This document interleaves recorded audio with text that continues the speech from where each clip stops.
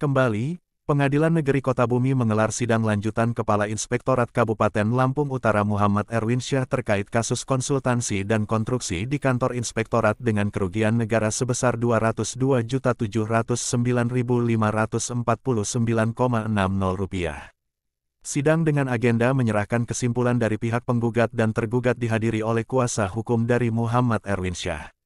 Senin, tanggal 20 Mei tahun 2023. Kuasa hukum, Muhammad Erwinsyah, Slamet Haryadi berharap, Hakim Tunggal, Muammar Asmar Mahmud Farik dapat menerima gugatan kliennya. Sebab, berdasarkan fakta yang ada, kliennya memang tidak bersalah.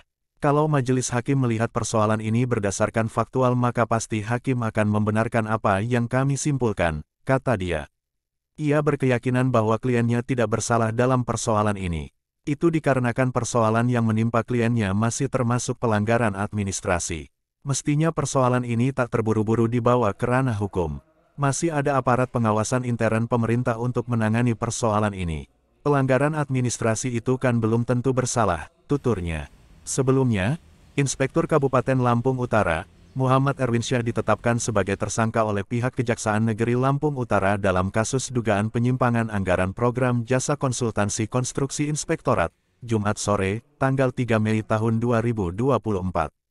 Sah atau tidaknya penetapan tersangka terhadap Muhammad Erwinsyah, mantan Inspektur Kabupaten Lampung Utara akan segera diketahui pada Selasa, tanggal 21 Mei tahun 2024. Sebab, Hakim Pengadilan Negeri Kota Bumi akan memutus perkara ini di tanggal tersebut. Selain Muhammad Erwinsyah, Kejaksaan Negeri Lampung Utara telah terlebih dulu menetapkan RHP sebagai tersangka dalam kasus ini. Harus bermuatan nilai-nilai kemanusiaan yang harus dijaga. Nah, hal itulah menurut kita nggak ketemu dari hari ini kesimpulan ya. Kalau kesimpulan tadi mereka tetap sudah sesuai alat bukti dan lain sebagainya. Ya memang kalau secara formalitas, ya kan, secara norma ketentuan iya. Tapi kita pertanyakan misalnya begini. Ketika memeriksa BPKP, ya, ini kan terpenuhi nih, dan memeriksa BPKP sudah. Tetapi pertanyaannya, ketika mengkonfirmasi tentang sebuah kegiatan yang dikerjakan oleh ahli-ahli teknik, bagaimana caranya itu kalau ada kerugian negara di sini? Kan harus ada orang ahlinya ya kan, ahli tekniknya. Nah ini nggak ketemu gitu, nggak ada, harusnya ada gitu.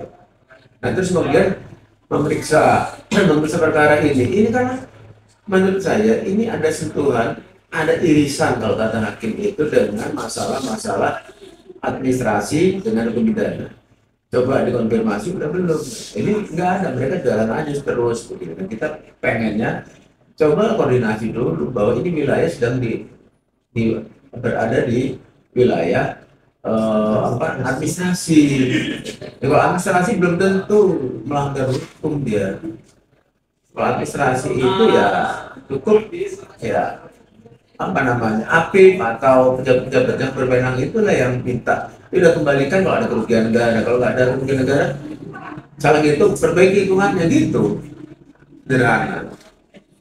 Nah jadi inilah yang saya lihat tadi ya semuanya menurut kesimpulan jaksa penuntut umum semuanya sudah sesuai, bahkan bukti itu bukan hanya cuma sekurang-kurangnya 2, ada 3 bahkan gitu. Berarti kita optimis, apakah kita optimis nanti bisa menang peradilan? Kita, ya ini tinggal kita melihat sudut pandang. Kalau sudut pandangnya ini ada pendekatan sosio-legal, arti melihat kepada fakta, kita optimis, begitu ya kan.